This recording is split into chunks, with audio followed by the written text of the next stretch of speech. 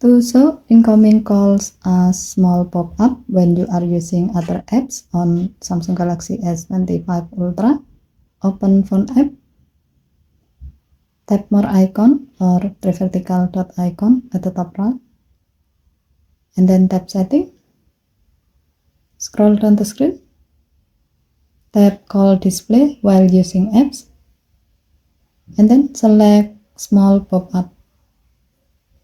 As a note, using small pop-ups for incoming calls will help you to stay focused and productive while using other apps.